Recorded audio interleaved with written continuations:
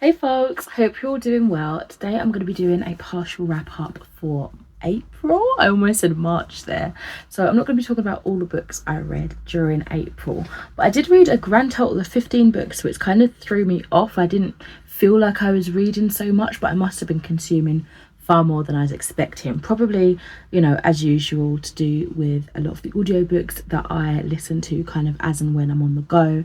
But I was also a part of a lot of book tours as well during the month, so that probably accumulated more than I realised. And so I was just able to achieve a greater number of books than I'd even realised that I was consuming at the time. So there are a couple in here that I'm hoping to do full dedicated review videos for, and I've also got prompts to kind of direct you to other sources where I've talked about it a little bit more already, either on the channel or through Storygraph if I've described it better in a written review, or direct you to the blog tour. First book was one that I was on the blog tour for. This was kindly sent to me by the PR team at Black Row PR, but I also listened to the audio of this that I got with my Audible credit for the month, and did a bit of blended reading so that I could put it out on the date that I had said I'd put it out on.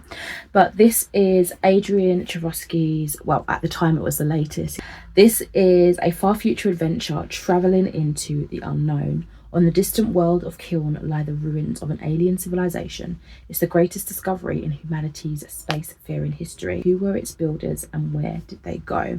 So this is one that I have hopes to do a full dedicated video review for, but I definitely do already have some thoughts and feelings on a cool little post over on Instagram if you are interested. So I will just put a couple of points in this video here just to give you a sample of it, but I absolutely adore this type of sci-fi where we have this ecology meeting with first contact based alien sci-fi. I just think that the two kind of random sub-themes, sub-genres mingle so well together, and I really enjoyed that take in this story.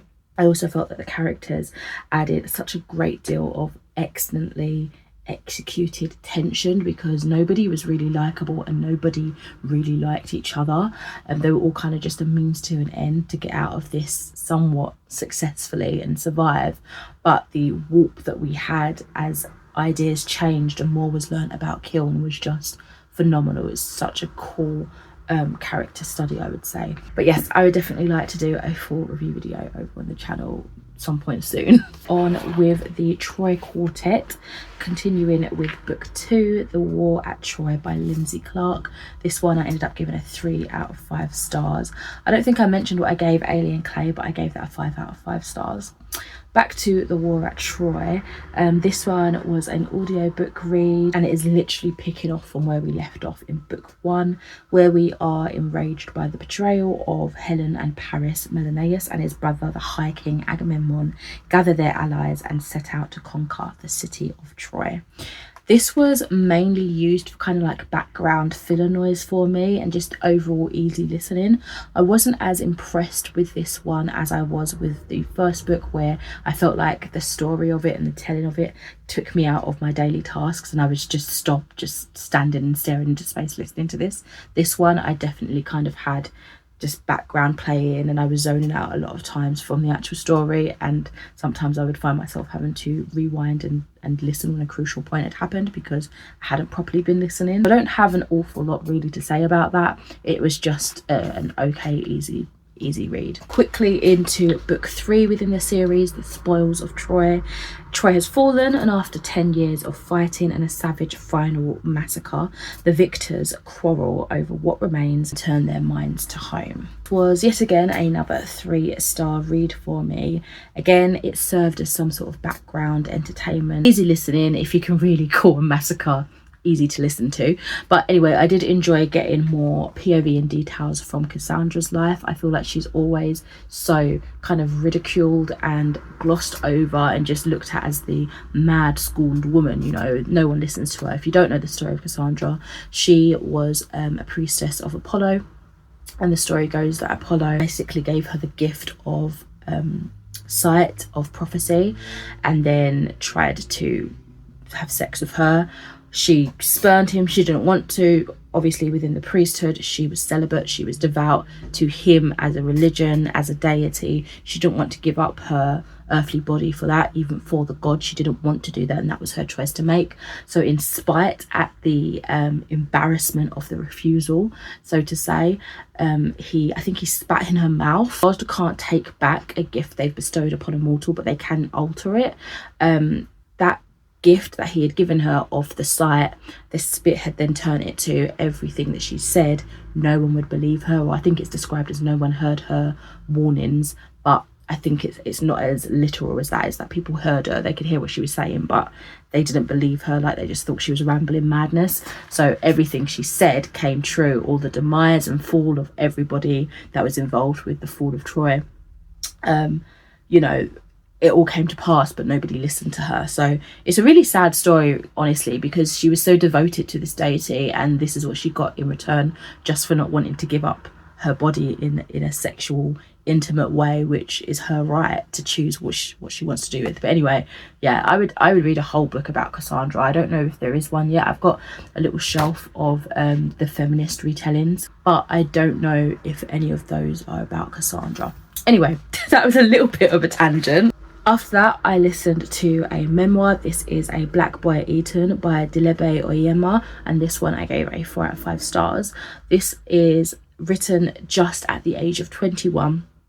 It's a personal, revolutionary account of the racism that Oyema endured during his time as a student at the prestigious private school Eton. I have a very, very brief review that I want to give you here, but I feel like I say it a little bit more eloquently within my written review on Storygraph and Goodreads, if you want to check those out. And I go into more depth about some of the themes, hard-hitting messages, and just overall conversations that were had within the memoir over there. So if you want to give those a read, definitely feel free to. But overall, this was just super deep and insightful to listen to, quite heartbreaking and harrowing at times when you consider how he was treated in comparison to his life at home. He is the son of a very wealthy, successful, I think he's a high judge in Nigeria, his dad is. So coming over here, it's like literally a culture shock of how he's treated just due to the colour of his skin and his culture. And it's just complete craziness when you break it down as simple as that, you know. But as I say, I have a more detailed review over on the written outlets. It is Immortal Pleasures by V. Castro, which I was on the Hear Our Voices book tour for, again within the month of April, and this is following an ancient Aztec vampire roaming the modern world in search for vengeance and love, and I gave this one a 4 out of 5 stars. I already do have a full review for this one on my YouTube channel, as well as the blog post on Instagram and the written reviews over on Storygraph and Goodreads. So you've got plenty of opportunities and different outlets, different media sort of forms to consume however you prefer. I read completed within the month was another book tour book, this one by Black Tide Coffee, Henry Roy PR. They do the book tours for this, and this was The Girl in the Corn by Jason Offert. So the kind of catchline is beware of what lurks in the corn, and we're following Thomas, who starts out the story as a young 6-year-old little boy living on a farm with his family, who finds a fairy in the cornfield that is on his family farm, and is basically just thrust into this destiny to save the world from total annihilation.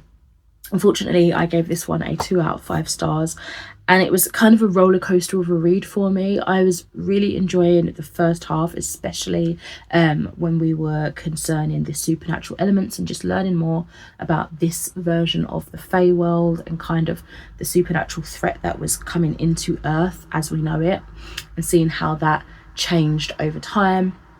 That part was really intriguing to me. I also initially loved the plot itself expanding over a stretch of time, and the time jumps felt very well utilized, and it's something that's quite a general pet peeve of mine. I hate jumping in times, but it just felt like it captured it quite well within the first half of this book. Unfortunately, where it all changed for me was about part 3, part 4. This book was split into parts. I just felt like the time jumps in specific were overused. It just felt too frequent, too chaotic in its use, and the plot development just completely lost me. characters seemed to be acting for reasons that didn't really make sense, and overall it just really slipped. All the work it did of enjoyment in the first half just completely like tumbled down, unfortunately, for me in the second half. About two of the last books I want to talk about for this video, and that is React by Jack Hardin, which was a free-to-read book through the Darklit Press free horror library, which unfortunately I gave a 1 out of 5 stars. This is basically described as a fast-paced fever dream that blurs the lines between the real and the unreal, and it's only got a page count of 20, so it's a very, very short book. Short story, like a novelette, I guess, and it's a thriller. So it didn't really have much substance, to be honest. It's like, even regardless of the small word count, I've read quite a few books now through the free library thing, and I love exploring that. My little hamster's come out. Hello, Cedar. Good afternoon. So I've read a few now, and some of them just really know how to work with the time limit and just capture you, but unfortunately I found that this wasn't one of those for me. And ever so lastly, for this part of the wrap up, we have No Season But the Summer by Matilda Leia. This is a 4.5 stars out of 5 stars for me. Again, it's one that I want to do a full dedicated review for on the channel. As I was writing it down in my little book, I was like, oh no, I've got so much to say. Anyway, this is another one I listened to via my library app, the audiobook version of it. This takes the classic myth of Persephone and Hades, I guess, turns it on its head, asking what will happen when our older stories fail us and when all the rules have changed. Fantastic. It's more so about Persephone and Demeter, her mother, Greek god, Greek retellings, rather than what are you doing up there? I've never seen you actually get up on that platform. What are you doing?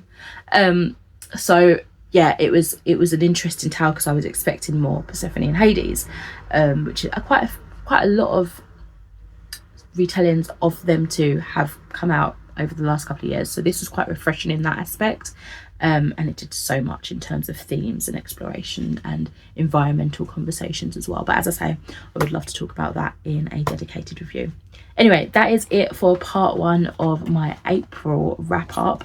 Do let me know what you guys have been reading, what your favourite books have been, what you'd recommend. I would love to hear all about it.